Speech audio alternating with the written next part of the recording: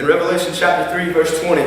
And as an evangelist, evangelists love to take verse 20 of chapter 3 and use this as a call to the lost people and tell them that Jesus is knocking at the door of your heart. Hey, he's just knocking at your door. Just come on in. Let him in. He's talking to the church of Laodicea. They kicked him out.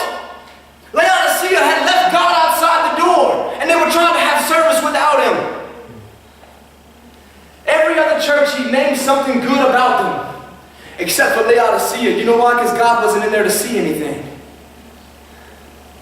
He's talking to the church. He says this. He says, behold, I stand at the door and knock. If any man inside your church will hear my voice and open the door, I will come unto him, and I will sup with him, and he with me. If you would just allow the doors to be open, wide open for Jesus Christ to do a work inside of each and every one of us as believers. How this world, maybe even a piece of it, maybe just Pine Prairie, but just enough of it would be changed.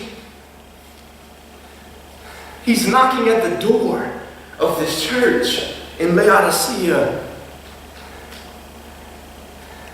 This is people who claimed his name. Look, he tells them, he says this. He says, I know your works, that thou art neither hot nor cold. I would that you were hot or cold. He says, so then because you were lukewarm and neither cold nor hot, I will spew you out of my mouth. Because you say, I am rich and increase with goods and have need of nothing, and knowest not that thou art wretched and miserable and poor and blind and naked. Doesn't that sound like America?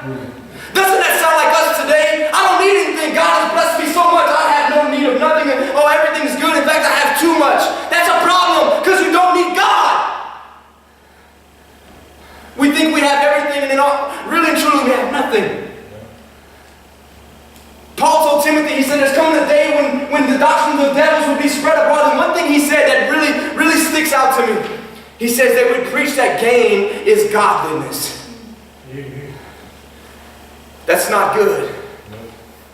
When you start telling somebody like the Jews would tell him, like I remember old Job, and Job, his friends would come to him, boy, you surely must have done something bad to God. Why is all this bad stuff happening to you? You must be cursed. When all in all, Job constantly stayed faithful.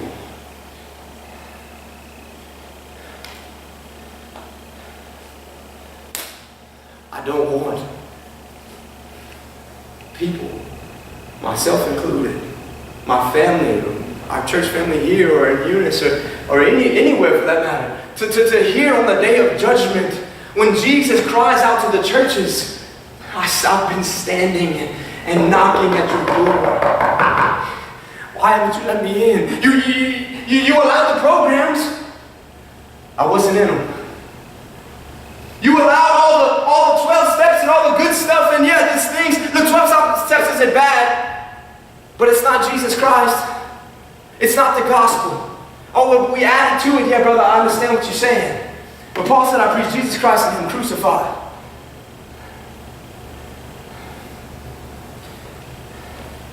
Oh, well, we had a good prayer meeting. 20 showed up, but how many of them got on their face?